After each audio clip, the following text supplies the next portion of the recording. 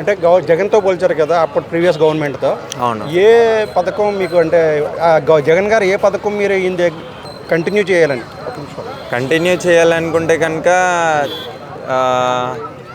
Volunteer వ్యవస్థ అయితే okay. అంటే అది కొంతమందికి ఒక 100%లో 60% దాని మీద పాజిటివ్గా ఉన్నారు కాబట్టి దాంతో ముందుకు వెళ్ళొచ్చు అనుకుంటున్నాం. బట్ దాంట్లో కూడా కొన్ని నెగిటివిటీస్ జరిగాయని మనకి ఎన్నికల సమయంలో అంటే మన డేటా ఏదైతే ఉందో ప్రజలది ఆ డేటా అనేది యూజ్ చేసుకుంటున్నారు. అది రాంగ్ వేలో పోర్ట్రే అవుతుంది, వేరే వాళ్ళకి కొంచెం అంటే నెగిటివ్ వేలో యూజ్ చేసుకుంటున్నారు అనే ఒక న్యూస్ ఉంది. కాబట్టి దానికి ఓవర్కమ్ చేసి దాన్ని పాజిటివిటీలో ఎలా తీసుకెళ్లాలనేది ఒకసారి వాళ్ళు చర్చించుకుంటే కనుక దాన్ని ముందుకెళ్ళొచ్చు. దాంతో అంటే అప్పుడు బాగున్న పథకాలను కొంచెం కంటిన్యూ చేయడం చంద్రబాబు నాయుడుకి మంచి పేరు తెచ్చిపెడుతుంది అనుకుంటారా, లేకపోతే జగన్కి మంచి పేరు వచ్చేస్తుందని చెప్పేసి మానేస్తున్నారు అనుకోమంటారా?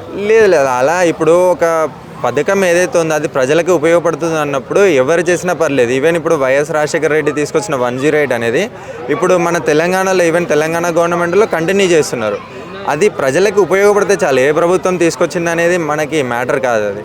సో ఎవరు తీసుకొచ్చినా కానీ దాన్ని స్వాగతిస్తాం.